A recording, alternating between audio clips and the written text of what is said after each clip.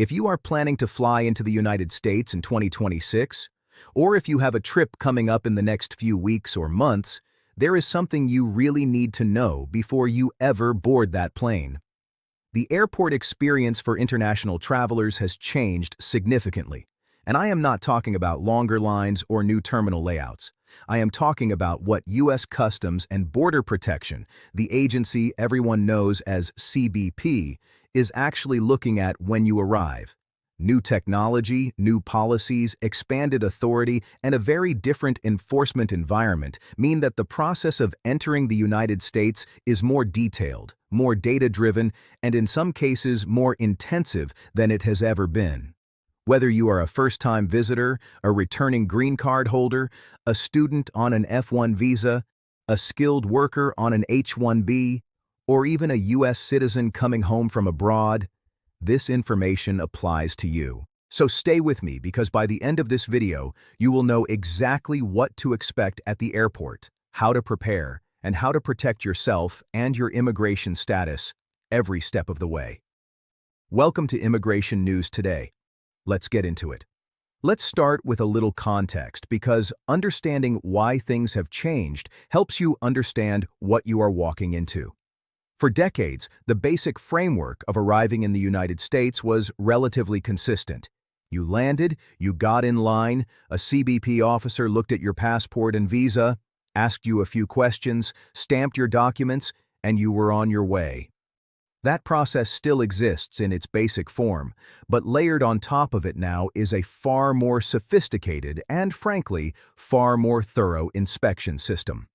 And in 2026, several of the trends that had been building for years have come into full effect all at once. The result is something travelers need to understand before they travel, not after they land. The first major shift you need to know about is biometrics, and this one is enormous.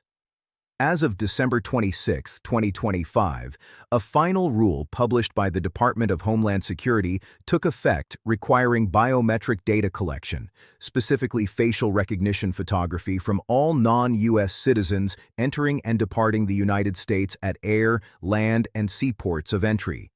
That includes green card holders. That includes visa holders of every category. That includes visa waiver program travelers who previously might have moved through with minimal friction. This rule issued by DHS and implemented by CBP expands what was already a growing program called the Biometric Entry-Exit System. What this means practically is that when you step up to a CBP inspection booth or walk through a modern processing lane at an international airport, your face is being scanned and compared in real time against the government's database of passport photos, visa photos, and immigration application images. CBP calls this its Simplified Arrival program, and the agency describes it as a way to quickly verify identity, detect document fraud, and track visa overstays. For most travelers with straightforward, clean records and properly matched documents, this process happens almost invisibly and quickly. But if there is a discrepancy, if your face does not match the photo on file, or if your biometric profile flags something in a database, that is when things slow down. Now, here is something important that U.S. citizens need to know specifically. You are not required to participate in the facial recognition process. U.S. citizens can opt out of the biometric program and go through a manual inspection instead. Nextgov.com.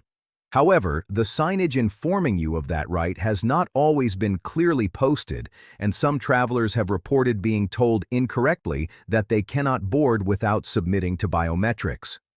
If you are a U.S. citizen and you want to opt out, you have that right. Assert it clearly and calmly. For non-citizens, the situation is different. Participation is effectively required as part of the admissions process, and non-compliance can complicate your entry significantly. Photos of non-citizens are transferred to DHS's Central Biometric Database, where records can be held for up to 75 years. Nextgv.com. That is not a small detail.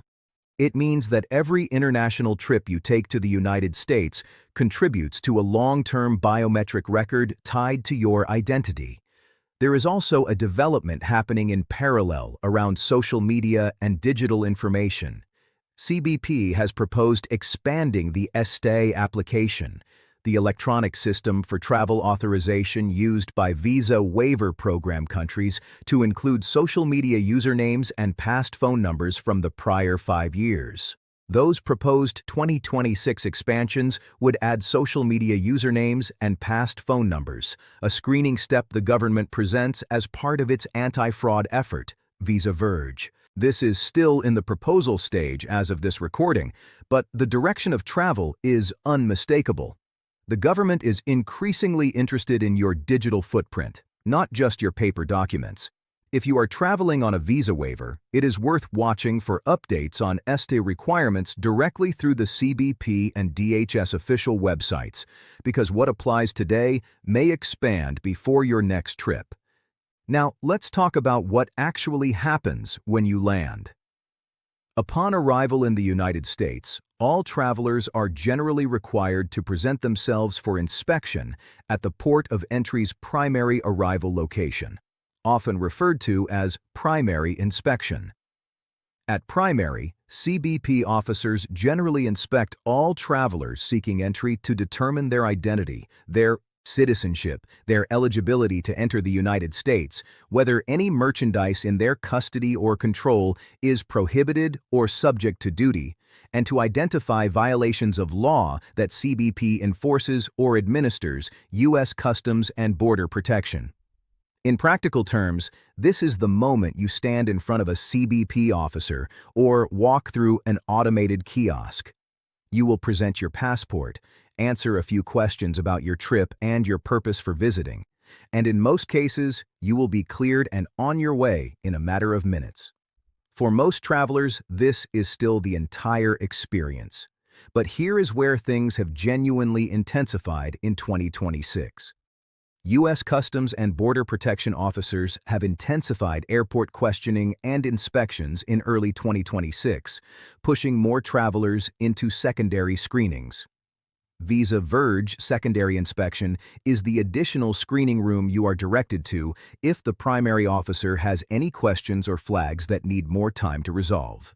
Being sent to secondary does not automatically mean you are in trouble. Some reasons that a traveler may be referred for secondary inspection include issues with documentation or information supplied by the traveler, potential administrative immigration violations, inquiries regarding potential civil or criminal law violations, random screening, or if officers at primary inspection believe at their discretion that further inspection is needed. U.S. Customs and Border Protection. That last point matters. Officers have broad discretion. Random selection is a real thing. Even travelers with spotless records can end up in secondary from time to time. What happens in secondary inspection is important to understand.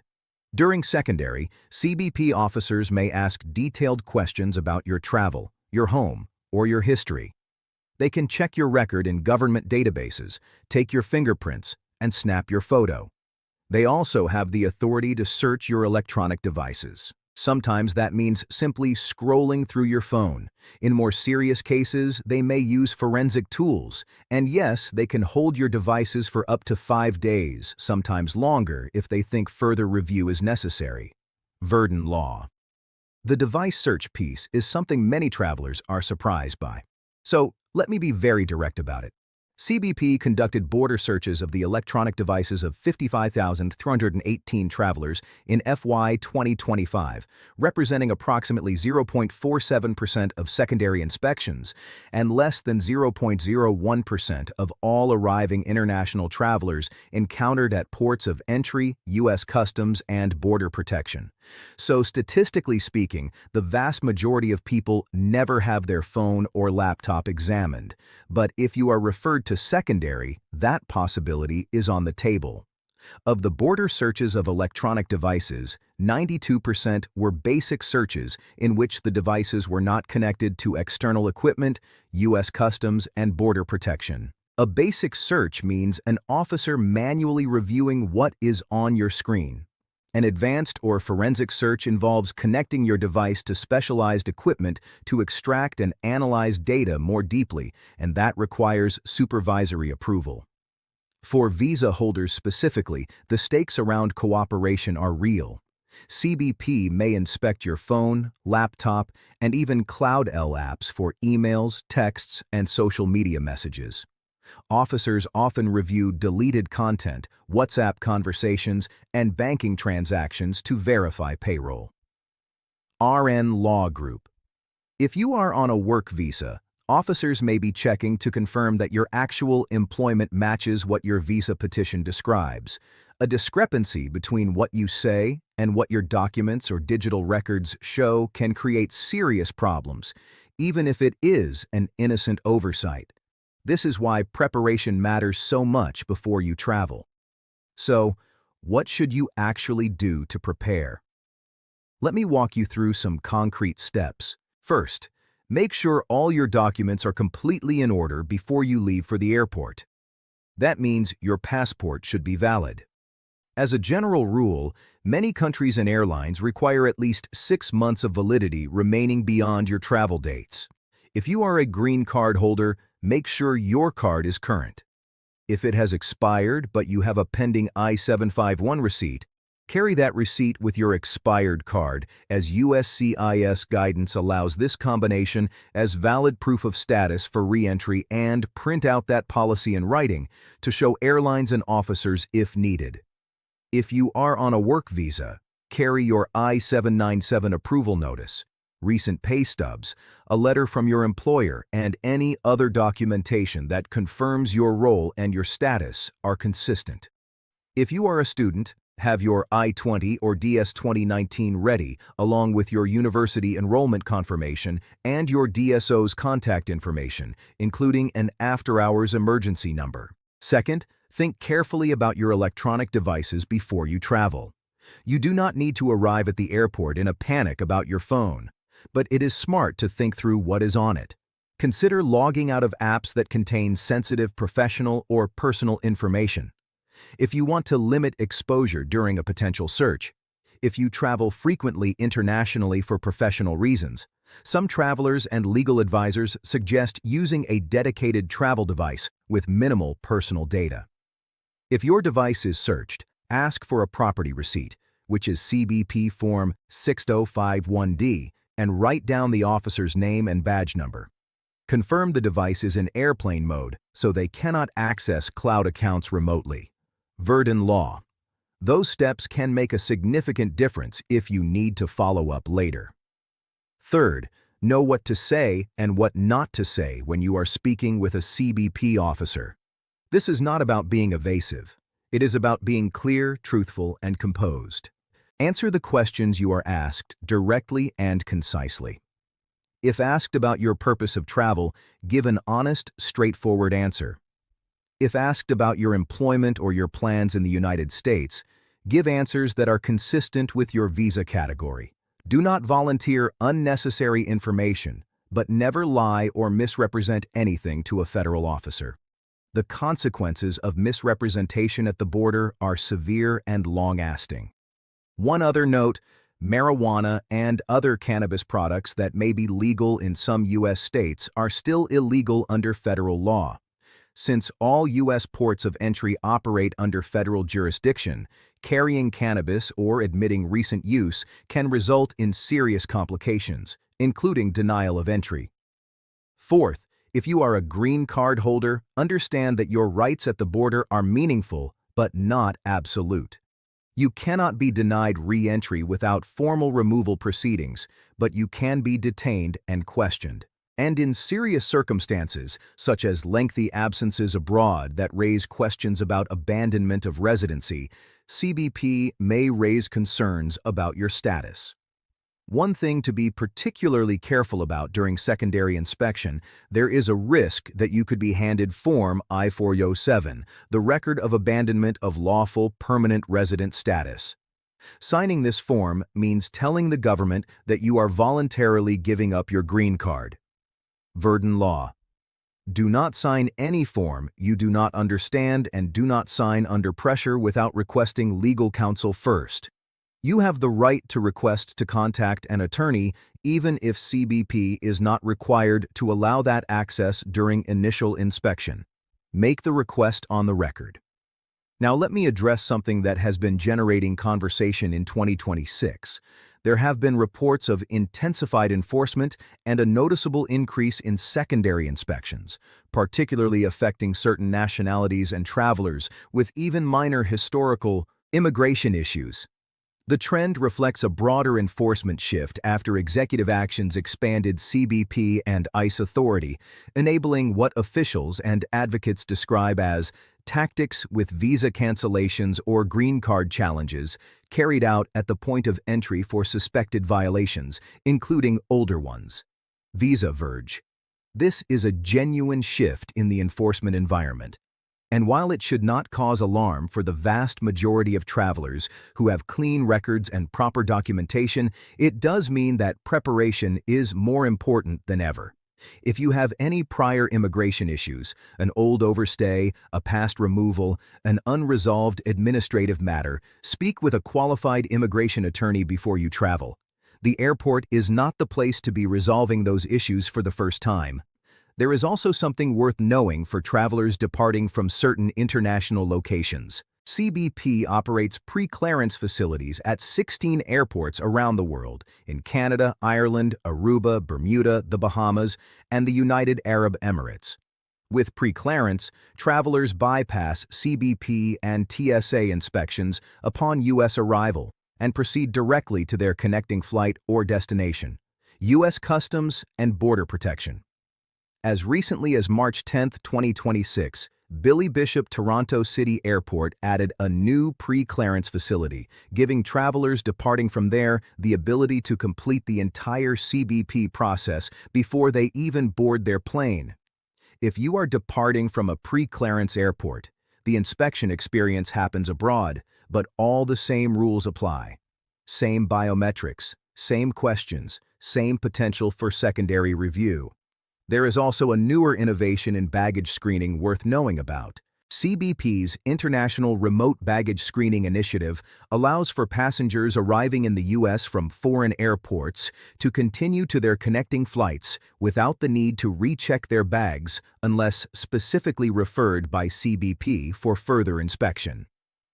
CBP personnel can now view the same checked baggage X-ray images captured at the foreign international airport and review them remotely before the aircraft lands. U.S. Customs and Border Protection. This is actually designed to make connections easier, but it also means CBP's eyes on your luggage begin before you even land on U.S. soil. For travelers who move through airports frequently, it is worth exploring CBP's trusted traveler programs. Global Entry, Nexus, and Sentry all offer expedited processing for pre-approved low-risk travelers. Global Entry, in particular, allows U.S. citizens, lawful permanent residents, and some foreign nationals to use dedicated automated kiosks that significantly reduce wait times and interaction at primary inspection. The application requires a background check and an in-person interview, but for frequent travelers, it is genuinely valuable. You can find information and apply directly through the CBP official website. CBP also offers the Mobile Passport Control app, which is free for both Apple and Android devices and can help reduce wait times, particularly for families and larger groups. Now, before I wrap up, I want to give you a moment to just take a breath. If this video has made you feel like flying into the United States has become a gauntlet, that is not the full picture. Almost 1 million times each day, CBP officers welcome international travelers into the U.S., and CBP uses a variety of techniques to assure that global tourism remains safe and strong. U.S. Customs and Border Protection. The overwhelming majority of travelers pass through primary inspection in a matter of minutes without incident. The information we have covered today is important precisely because it helps you be one of those people, organized, prepared, truthful, and clear. CBP officers are not looking for reasons to stop you.